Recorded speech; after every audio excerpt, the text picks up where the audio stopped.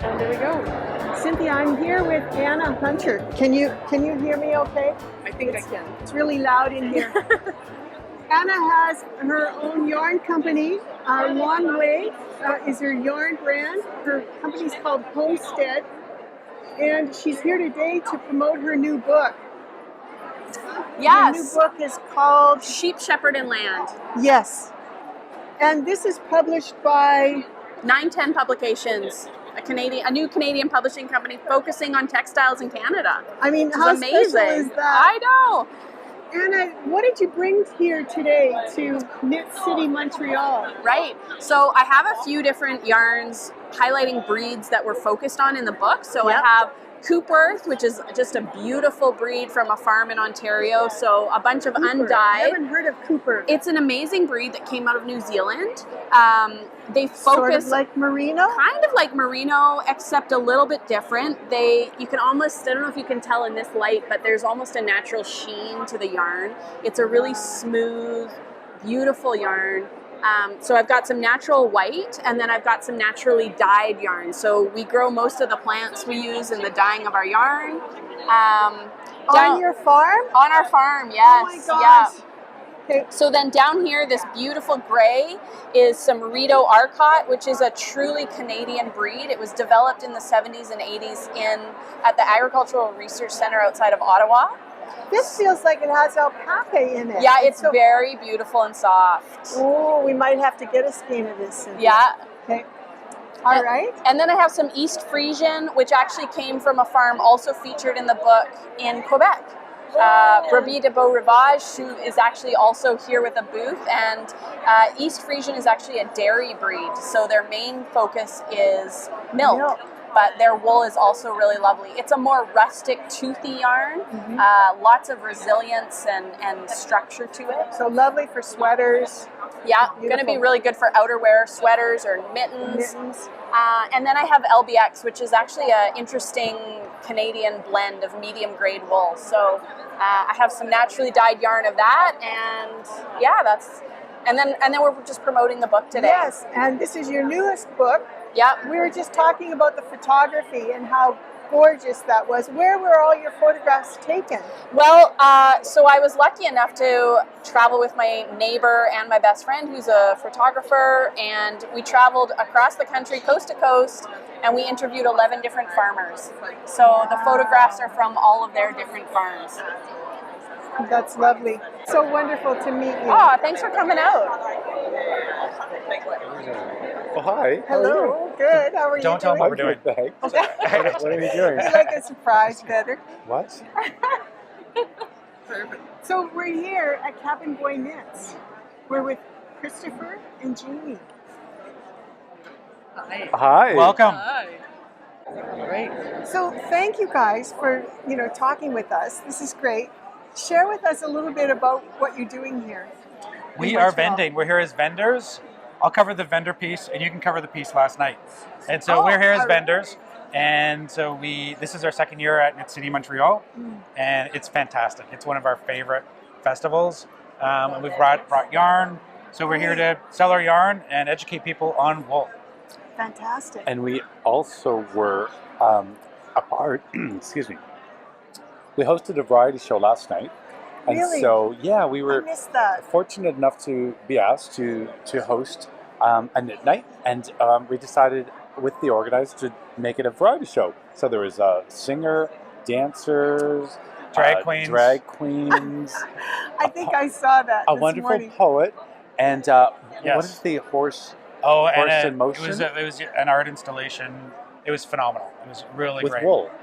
And Yeah. imagine a knitting machine, wool, creates a horse on the spot, and then the horse starts running across moving across the screen.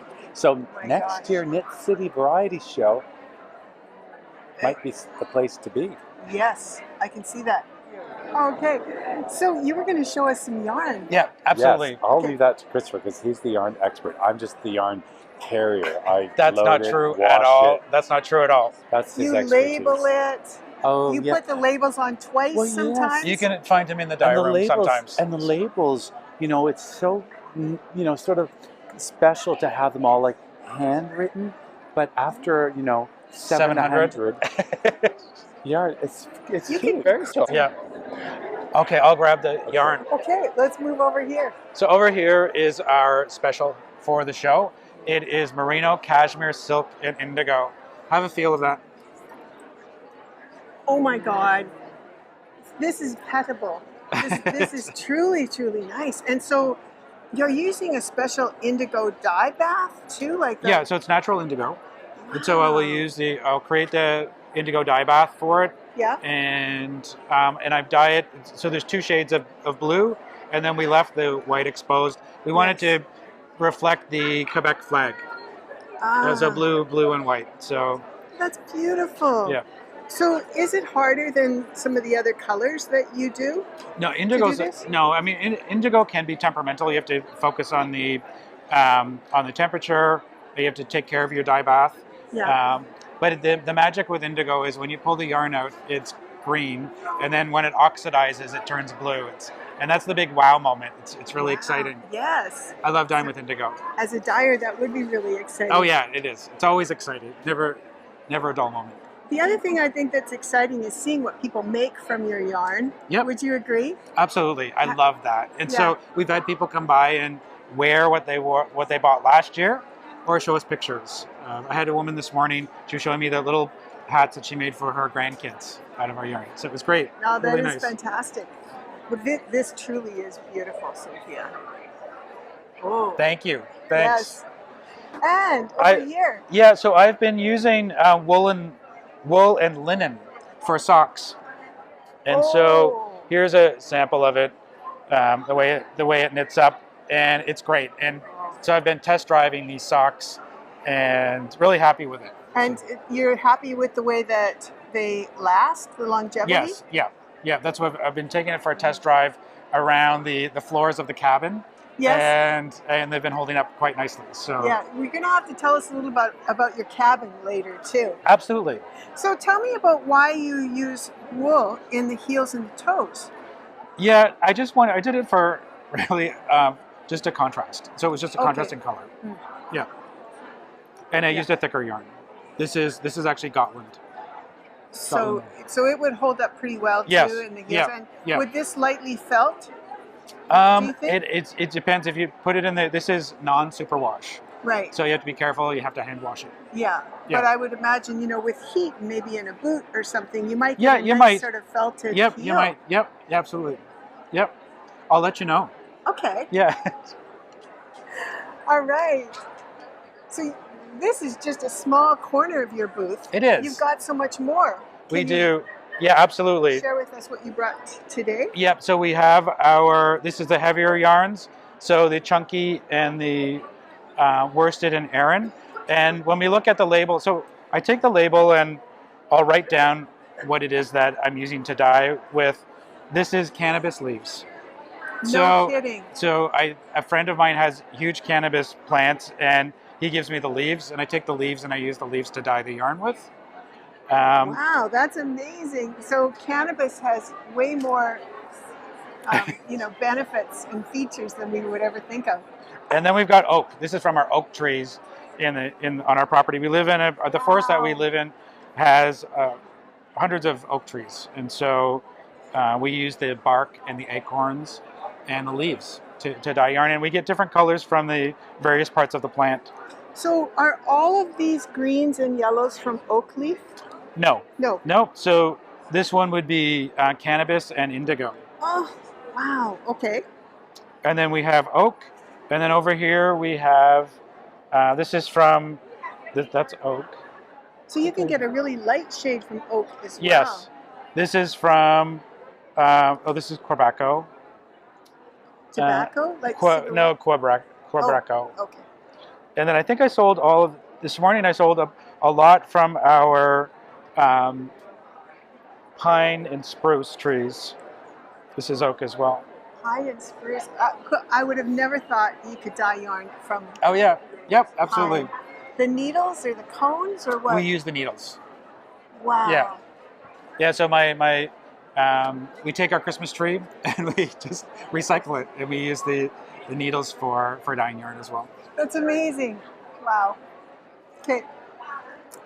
All right. And then over here we've got some of our striped yarn, and this you one, self-striping yarn as well? it's yeah. I mean, it's. I would say that I call it. It's very artisanal striping, so it's not Okay. perfect. It's, Because that's a real labor of it love, is. right? It is. Yeah. Cynthia and I have dabbled in dyeing, but just enough to realize how much we appreciate serious dyers. Oh, absolutely. Yeah. You know, wow, Yeah. that's great. Here's another sock. So this is. Oh, I love that. The blue and the taupe together is such a nice combination. And this is lac and marigold. That gave me. Really? Oh, and indigo. So and it was putting the indigo over the marigold and lac, and this is the color I got. So that was a nice surprise. I wasn't expecting it. Is it sort of an experiment Yes. too each time? Like every time you do it, it comes out just a little different? Yeah, I mean, I've got my recipe book, and I will be pretty meticulous in terms of temperature and amount of what I put in, so that I can replicate it as close as possible. But you have to think about, like we talk about dandelions, for example. Dandelions are great now, but if I use dandelions in a few months, they'll be different because you've got a second growth of them, and they may not have the same intensity as the first ones, or they may have a different intensity. Right. So it all depends on when you're picking the flowers and the time of year, the soil, and the weather that they've experienced. And probably your water at the cabin too, right? Absolutely, yes. Yeah. Excuse me. The water is, there's so many variables. Water is one of Yes. them as well. And I use snow in the wintertime, and we'll use well water, and I'll use rainwater. They all have a different impact. Yeah, pH. Yeah. And, yeah. Yeah, Wow. Okay. This is great. Thank you. you're welcome. And then the last, we've been selling a lot of this yarn. So this is Peruvian yarn and merino. And how do you get the black in there? Is it? It came this way. Okay, So it did, yeah, okay. yeah. So, but when we dye it up, it gives a nice contrast. Very nice, like a barber pole Yeah. type of effect. And this is madder, marigold, and indigo. Do you have favorite plants that you like to dye with? Yes, I do. Thank What you would for those asking. be? I love goldenrod. Goldenrod is fantastic because it gives you a vibrant yellow color. So this is goldenrod. Oh, this is a mixture of goldenrod and dandelion. Wow, that is really pretty. Thanks. Do you dye purple at all? I have this thing about gold Do I and dye- purple. Yeah, I do dye purple, yes. So when we use purple, there's a number of ways you can get purple. One of them is with cochineal. Cochineal traditionally gives you red, but if you change the pH balance in it, you can get a beautiful, beautiful purple color. Really nice. Logwood also gives you purple, but logwood isn't as color fast. So I like to use, for my purples, I'll either use a mixture of colors, blue and red, or I will use cochineal and change the pH balance. Yeah. Is that something you can find locally, or can you? Cochineal? Yes. I have to order it. They're bugs that grow on the Texas pear plant. Mm. Yep. Yeah. So we're over in this last little corner, and I just see this beautiful purple yarn and these blues. Can you just tell us a little bit about this yarn here? Yes, absolutely. So this is Polworth. One of the things that we like to do is work with various different sheep breeds. Yeah. And so we have merino, we have Massam. We sold all of our Shetland yarn this morning, and we have Polworth as well. And so Polworth is one that takes yarn quite nicely. And it's a little more rustic than merino, but it's great. It's a great yarn to dye with and knit with. Yes. And so this one is indigo, cochineal, and lac. And it's such a pretty color. So you've got all three bugs and plants, right? Yes, yeah, Cochineal. and different lac dyes as in well. Yes, yep. And so Yeah. you're talking about purple before. You know, you can get some great purples from the cochineal or from the lac. You play with the temperature and the pH balance. And what is lac? Lac is like a resin that comes from another bug. Oh, wow. Yep. Okay. That's really pretty. It's one of the oldest dyes in the world. Really? Yep. And then you were saying you have another sheep breed that you like? Blue-faced Leicester? Blue-faced Leicester, yes, blue-faced Leicester is great. You're starting to see blue-faced Leicester more popping up in stores now, which is wonderful. The thing I love about it as a dyer, it makes me look good because the shine or the sheen in the wool really picks up the color and it looks fantastic. Yeah. And are you going to be thinking about, maybe your own yarns? Like, would you ever do this, sheep to shawl kind of thing? Oh, I think about it all the time. I think about it all the time, but we live in a forest, and so I'd have to buy a different property to have sheep, and I don't have the time right now. So I'm a sheep admirer, and I like going to farms, and I appreciate all the work that they do on the farm as well.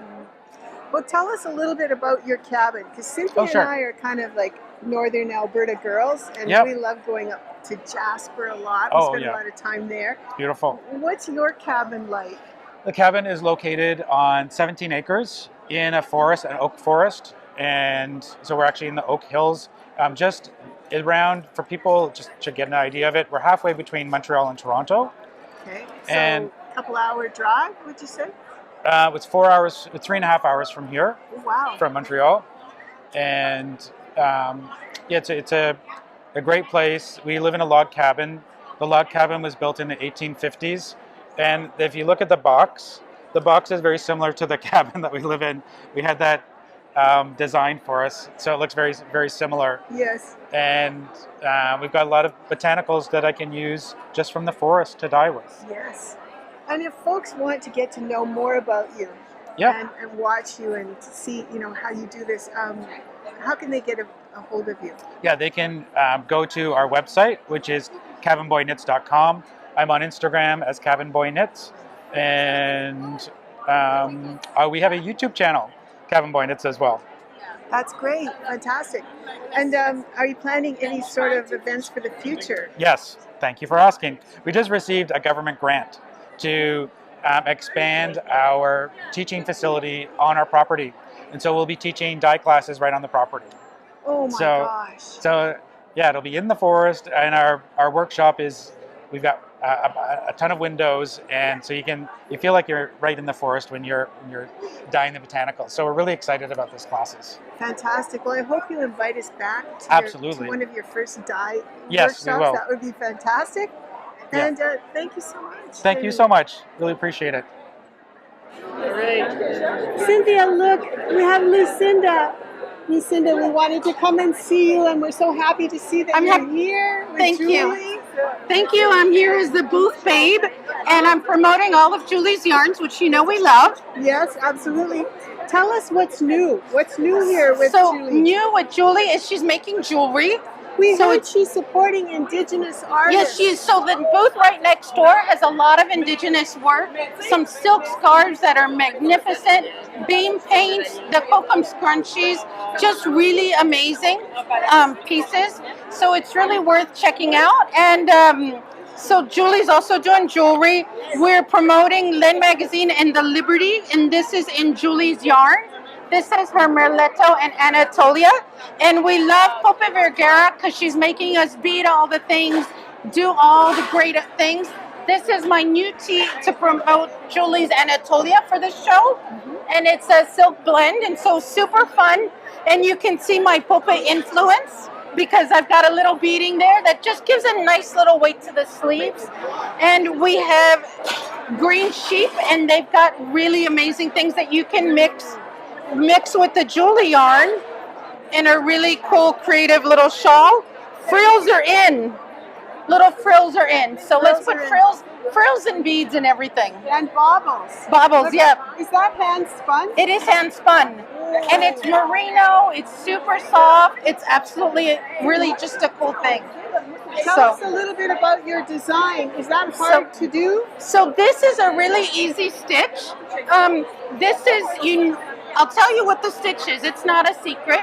You knit 3 stitches together, then you do a yarn over and you knit the 3 stitches again, so your count is always the same. They're meant to be placed randomly, so if you made a mistake and it's in the wrong place, no one will ever know. So this is for the creative with ADD that may kind of veer along their own path. And it's just fun because I made it with silk mohair, which is an Anatolia from Julie. But you can make it with a cotton blend. You can make it with a Surrey silk. There's lots of really cool things. There's another version of this at the Willerton Estates booth number 8, and it looks very different because it's in Surrey silk, so it's a little less defined, but equally beautiful and fun. If someone wanted to get the pattern, Lucinda, where would they go? They would go to Ravelry, and it's called Nightingale Crescent, because I started this when I was visiting my friend who lives on Nightingale Crescent in Whitby. So there you go. Thank you. And can we get your shop name too? Sure, my shop is Montreal. So if you come to the Eastern Townships, or if you're online, come say hello. Thank you. Thank you. Okay, we are here with Julie from Julie Aslan. Hey, Barb. Hi. Julie, we're so happy to be here. Cynthia and my first opportunity to be in Montreal. Yes. We just closed our shop a few months ago, and we're so happy that now we can travel and have the time to meet up with you. And we are happy to have you in Montreal. That's Yes. great that we get to see each other here. Yes. Can you give us a short tour of your shop and let us know what you brought here to the show? Absolutely. So, welcome to Knit City, your virtual visit. I will start with the yarns. Today at the show we brought some fingering Fiona merino cashmere silk. We have merletto, which is a lace weight, together with our mohair. I will show you something. I'm gonna go just here. We brought a very interesting sample, which is the Liberty Tee by Pope Vergara, Pope Knits, which is in the new Lina issue 17. And you knit this with lace weight together, 2 days together. So one mohair and one merletto. This is the Tipage colorway, so like little peach. And what we've been enjoying a lot lately is beads in your knitting. So I will show you another one also that's super interesting. Pope Vergara. That's the excess sweater. 2 strands of mohair held together with lots of beads and fun color work, change up with bubbles. That's like my favorite things at the moment. And where is she from? Chile. Chile. And if people want to get her pattern, Julie, they are available on Ravelry. On Ravelry. Yes, Ravelry. Okay. Ravelry. Yesterday, Saturday, we had Lucinda from Montreal help us, and I will say she's been a great fan of beads and of Pope, and she introduced me to all of this. So this is because of her that we have that here today. Boucle yarn. I will show you very quickly. I made this sweater. It's from Jen Steingas, and I like, I did just 2 colors, but I did the color work with the boucle, and it adds interest without too much fuzz. So that's fun. That's this one here. Yeah. Beautiful. Yeah, I like it. I thought it was nice to have like the contrast of texture. Yes. And speaking of that, I think what was very interesting for people this weekend to see is that with the DK, we brought our whole color palette. So in DK, we had every colors available. Wow. And what I want to show you, is in our booth this weekend, we have together with us Melissa from this other side, from Green Sheep Yarns. They are located in Quebec, and Melissa spins recycled fibers together with fibers that she dyes, and she also creates a pattern. This pattern is called Art Yarn Shawls La Bouclée. It's on Ravelry. Maybe we'll add a little picture of that. And 2 skeins of DK together with one of her art yarn. And the way that you introduce the yarn into the pattern is you don't knit the art yarn. Is you do like a over how would you describe that? Yeah. Like in front, in the back, in front, in the back with your knitting, and then you trap it in there. That like might not be the best. Like weaving. Yeah, like you're weaving it in there. That's it. I'm losing my words. So I thought this was very. And what's in the background? So that's Lazu DK, and it's one of our newest color. It's called the Petit Rond. Petit Rond. It means it's like squash. And I wanted to say, you know, the color we did for River City Yarn, one of the purple carrot, Yes. made it to the permanent yarn line. So this is the one here, and it's been very popular. So this is what's happening yarn-wise, and now I will have you tour the rest of the booth. Yes.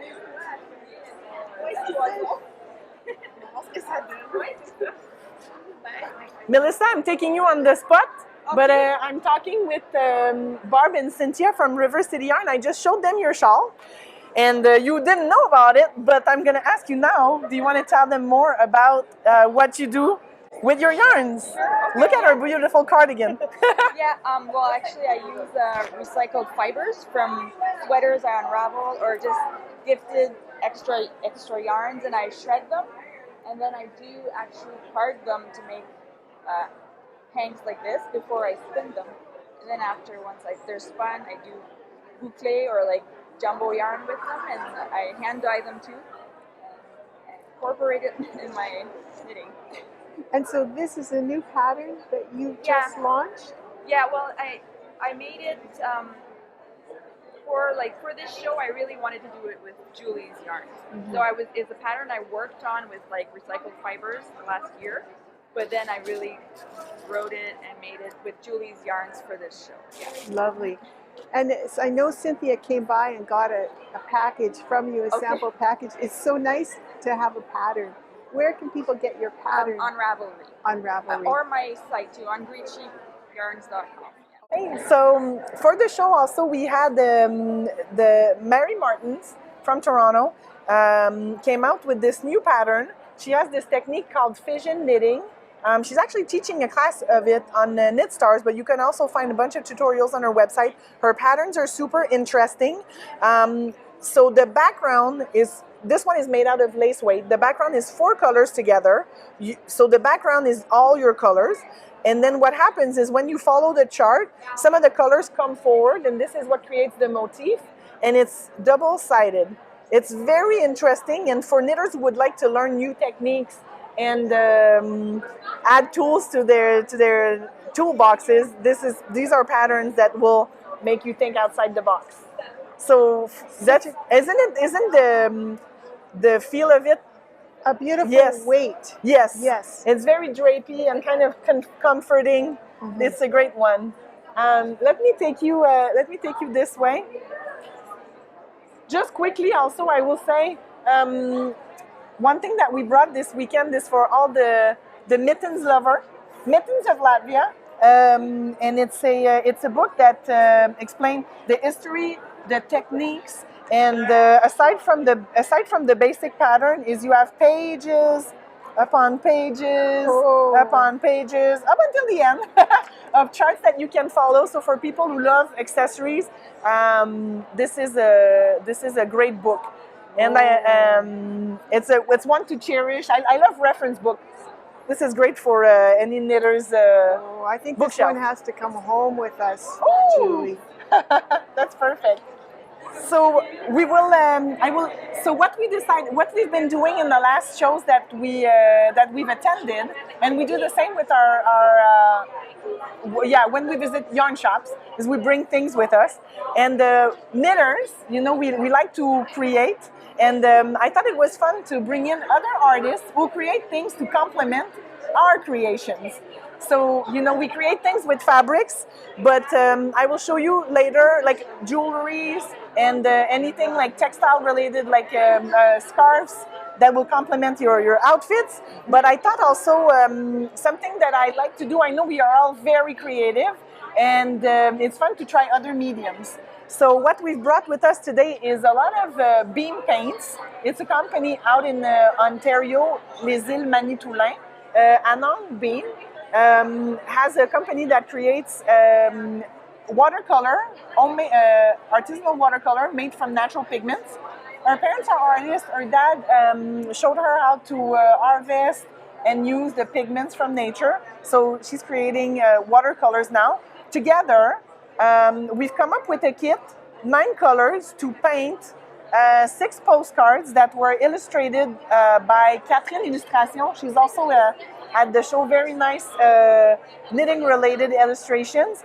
And you have 3 different ones inspired by nature, so you can paint them. It also comes with a little paintbrush. Oh my gosh. And our part in it is we created a like an embroidery kit with a little needle that you can add textures and relief, but textures to your creations. Then you can frame them, you can give them to your friends. And I will say, I will give you a kit that you can send out to someone that follows you. So this will be part of your next episode. Podcast. Yes. Oh my gosh.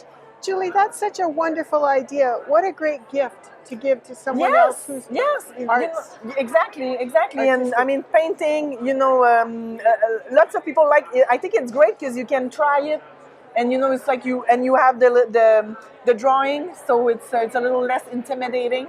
Yeah, you have something to follow. Yes. Continuing on that, when we move to this side, she's coming. Mm-hmm. So on a quelqu'un qui vient nous filmer, hein? So no, but it's correct. So as I said, many of our friends who are also fellow artists are accompanying us this weekend. And our idea behind this is either to embellish our fiber creations with other makers' work, so jewelry or scarves. And we have fun scrunchies from Kokum Scrunchies. Maya started this company 2-3 years ago. She was 9 years old. And now she's 12. Now she's 12. Wow. And lots of people from our community are working with her. She's from Kitigan Zibi, just up of Ottawa, and all the fabulous colors. They have now like vending machines at the mall with the scrunchies in them. No. I thought this was so cool. There's one in what's the big mall in Toronto? North York? Yeah, North York or something like that. And anyway, they're popping up. Wow. Tara Francis from so Tara Francis is a Micmac artist, and she does silk painting representing nature, Micmac cultures. You will see I think it's very interesting. I'll give you this also. It's the meaning of the Micmac double curve motif. And it's present throughout her work. And for the festival, she did something very cute, some shawl cuffs or pins with sheeps, and there is quill work incorporated in that. What is her name, Julie? Tara Francis. Tara Francis. Yes. And are these artworks that she's done? This is this is some of her artwork. This is her grandmother. Her grandmother. Yeah, I think Lovely. this is so realistic. Isn't it beautiful? Yes. Yes. And was that done with paints? This is quill work, so with quills from porcupines. Kidding. Yes, dyed and then applied to the birch bark. That's amazing. Yes. Loftan is a business from the Niagara region. Indigenous community? She's a Mohawk, and they live near Niagara. April likes to work with circles, as you know, the meaning of the circle in life, where things are complete, creation, completion. So this has a lot of meaning to her. So beading incorporated with leather and metal work. Yes. Wow.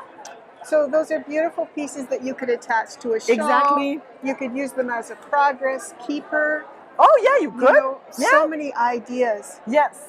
Just to embellish our making. Beautiful pieces. This is from Roberta Anderson's family. So Roberta, together with Stephanie and Kaylee, grandmother, mother, grandkids, they are doing together beadwork, as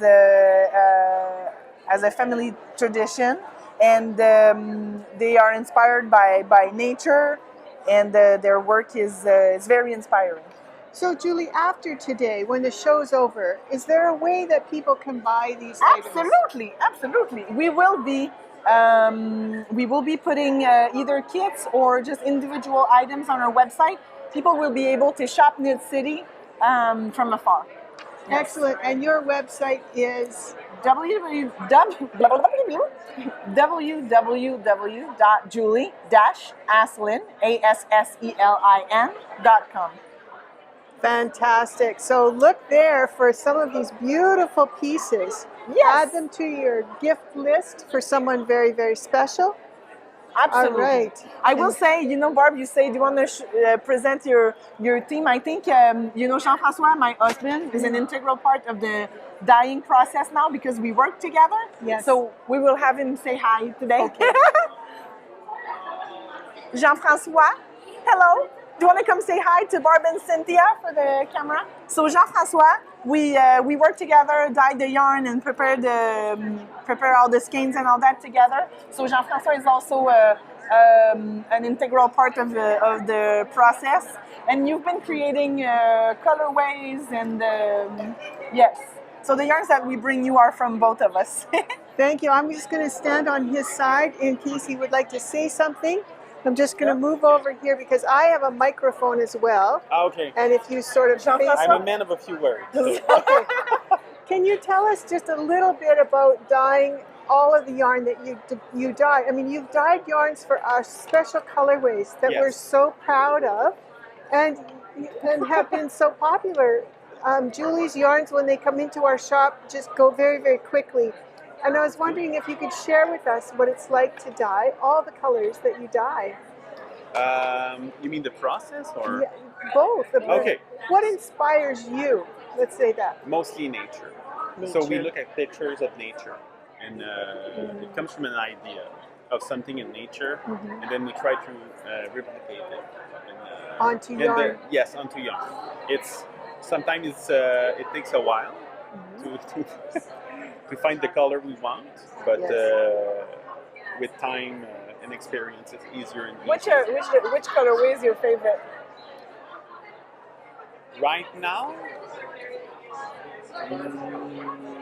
I think Lupin, which is a bright purple. Yeah, you wouldn't think.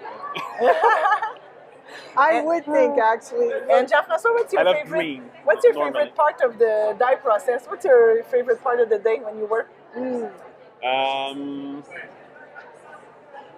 I think I like when it all comes together as I want it to.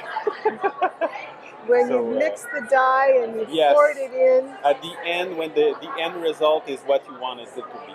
I think that's my favorite part too. I feel accomplished. Oh, I understand. I think I understand what you mean. Yes.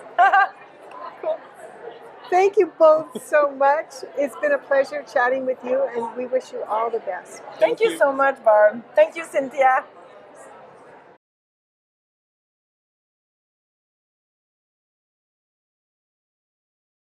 We're here with Amanda and Fiona, who are the organizers of Knit City Montreal. Thank you so much, you guys, for letting us film you. I know you've had a busy, busy day, weekend, probably week and weeks putting this all together. And we're wondering if you could speak with us a little bit to our viewers about what's it like? What's it like putting together a huge event like this? And I know you've been doing it for a few years, but if you could just give us a little bit of insight into that. Do you want to go first? Sure. Fiona? Yeah, it's a process that takes, I don't know, the better part of years. a year. Yeah, but we have it pretty down pat at this point. We've been doing it for a while. Last year was more difficult than this year because it was our first in Montreal, and it was just, we didn't know exactly how everything was going to flow. It was hard to sort of predict and imagine ourselves there and how everything was going to look. But now that we finished that first year, our second year has been much smoother. Yeah. I imagine there's many key learnings, language being one of them, right? I mean, you're from the West Coast. You're both from the West Coast. Yeah. So are we. Born and raised there. And to come to Montreal, it was certainly kind of an adventure for us. Yeah. And I imagine for you too. We have a really great group of volunteers, though, that are based here. They understand the culture. They understand the language. Right? They've been a huge, huge asset for us. Yes. It was really important for us when planning this show to get it right in terms of language. We wanted to make sure we respected people of Quebec and their culture, and people of Montreal, and be French forward, even though we're not bilingual. Many of our volunteers are, like Amanda said, and they've really helped us sort of figure that piece out, and it's been the biggest help. Yeah. Yeah, so, that brings me to a little bit about your history. How long have you been doing these shows, and how did you get started? We actually started, Fiona and I were neighbors. That's how we met. We were in the same knitting group at our co-op. Okay. And then we started doing retreats in 2011. And we've done 19 retreats at this point. 19? Yeah. Wow. And our first Knit City, Vancouver, was in 2012. And so we've done one every year other than 2020. Yeah. So you just skipped 1 year with COVID. Wow. We had a smaller show in Vancouver. We called it Knit City Mini, and it was like a very socially distanced show, and it wasn't quite the same show that we would hold regularly, and there weren't classes. It was just the marketplace, but still a show. We were really happy that we were able to do it again that year. Wow. Yeah. So you kind of got your feet wet with retreats. And then how did the idea of having a big market come about? We had a lot of encouragement from some local vendors and yarn dyers in Vancouver. They were just looking for an event that didn't exist. Right. Yeah, there's quite a hub in Vancouver and in the Lower Mainland, and even in like Seattle, and that whole area is just sort of full of a lot of talent, knitting talent, yarn stores, dyers, designers. It was just a bit of a hub, and we could tell that there was something that was needed. Yes. So we filled that need. We had done a couple of smaller community events, like yarn swaps, and then we did a small, like, mini market. Yeah, we would do like pop-ups here and there. But it was just so clear that there was a demand for something, both for vendors and instructors and also for people who wanted to attend. There was just so much interest and enthusiasm that we just took the plunge and did Knit City, the very first one, which was not at our venue that we're at now. It was at a smaller cultural center. Sorry. But we filled that pretty easily and then outgrew it and then moved on to the forum at the PNE. Wow. Yeah. And so is it just the two of you, or is there a much larger group besides volunteers behind you? It's just the two of us. We have a social media manager now, and we have a graphic designer that has been with us since the beginning. She still works with us, Ginger. We love her. Yeah. But yeah, other than the volunteers, it is just Fiona and I. Wow. Yeah. That's amazing. And this is a full-time job for you both? Yeah, pretty much. Yeah, it's pretty much a full-time job. Yeah. That's great. Wow. Well, we know all about that. We've been in the business, Cynthia and I, for 22 years, and we joke that we're kind of clones of each other. We can almost read each other's mind, and I imagine that's the same for you guys. Yeah. You become very close. We're just a really good team. We've always been a good team. We have different skills, and we just complement each other really well, and we work together really well. So yeah, wow. We just have a kind of a natural division of labor too that has worked really well over the years. I take care of the education component. Fiona deals with the vendors, and we just trust each other that it's getting taken care of. Yes. That's fantastic. Yeah. And, what about the people who come to the show?